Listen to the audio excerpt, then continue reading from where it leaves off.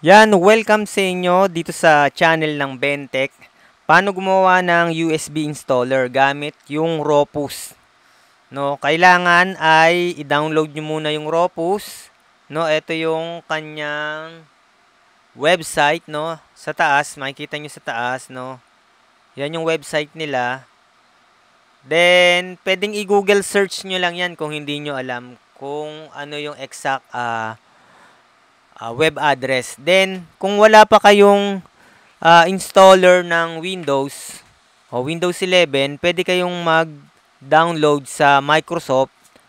Ito siya, no? Diyan sa Microsoft, bali original na OS to, no? Ang kulang lang dito, kailangan yung mag-purchase ng key, no? Yan, download niyo yung Windows 11 this image, no? ISO. Yan, pwede naman yung ma-install kahit wala kayong serial key. I-select nyo lang yan, no? Yan, no? ISO. Then, confirm. Then, mada-download na yan.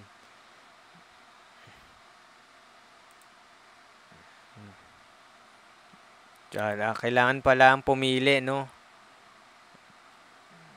Pili tayo kung anong English na lang, no? Since nasa Philippines ako, English, no? English United States na lang. English United States. Tapos confirm.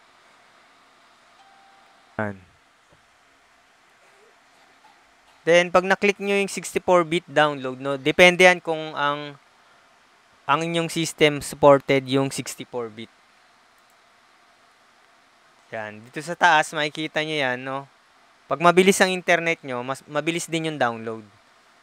Then, pag na-download na yan, habang inaantay natin, download naman natin yung Ropus. Pwede kayong mamili dito, no? Standard, portable, standard. So, pipiliin ko na lang tong portable. Yan. Mabilis lang ma-download yan, no? Ayan, tapos na agad, no? Pag na-download na yan, mapupunta yan sa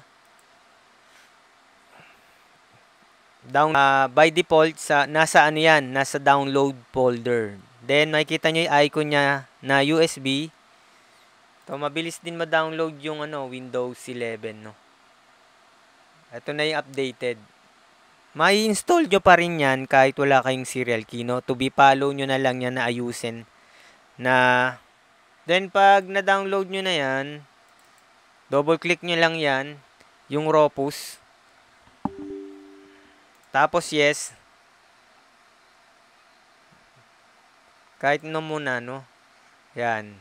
Then, pag nandyan na kayo, pag nandito na kayo, dito, kailangan yung insert yung USB drive nyo. Kailangan naka-insert na yan dun sa computer ninyo. Yung flash drive o thumb drive. Ilalagay nyo na sa likod ng PC. Then, automatic siyang madidetect. Then, ayan, pipiliin nyo lang dyan yung hindi pa tapos yung ating dina-download, no? Then, by default, ay nasa download folder din siya. Nasa 5.4 GB, no? Yung size ng Windows 11. Yung version niya ay 24H2. Ito yung latest. Then, dito na tayo sa Ropus, no? Then, yun nga, na-insert na yung USB, select. Then, ito yung ISO, select lang yan, open.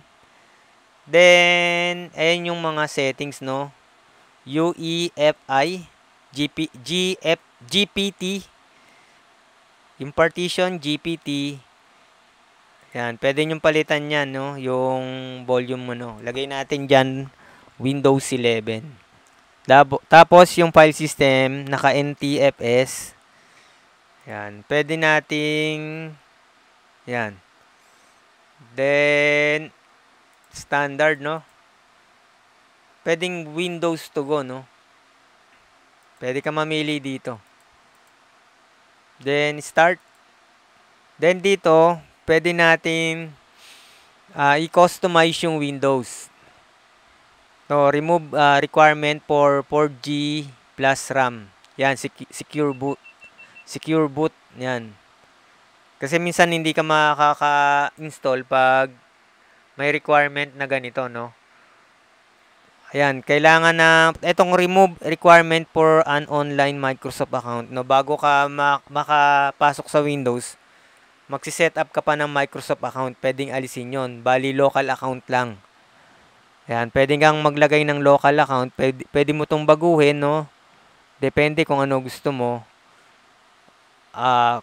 Set ka ng regional option, same value as this user, no? Kung ano yung user ng PC, yung values nito, yun yung settings.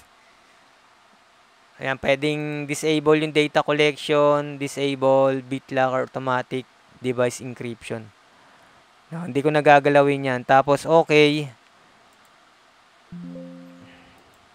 Okay, tapos buburahin niya yung laman ng USB, then lalagyan niya na ng installer.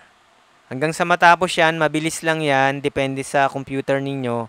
Then, magbuboot kayo sa UEFI, no, USB.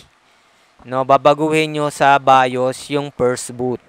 Then, okay na, pwede na kayong mag-install. So, yun lang, no. Pag nag-install kayo, madali na lang yan. Sundan nyo lang yung process. Madali nang mag-install ng Windows.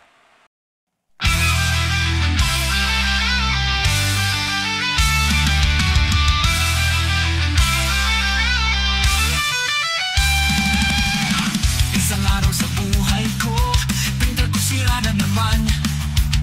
Nanonood ng vintage tutorial, baka may alam. Ko ang video ngayon, ripakin ang printer ko niya. Swabe ang kanyang galaw, para pang eksperto sa gawa. Vintage ang sagot sa problema, teknolohiya kulo sa mundo. Swabe ang kanyang galaw, para pang eksperto sa gawa.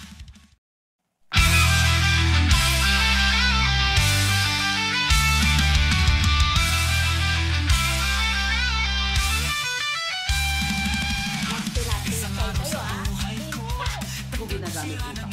Kasi kung ginagamit ko utak ko nun, ganito sana ako tulad mo.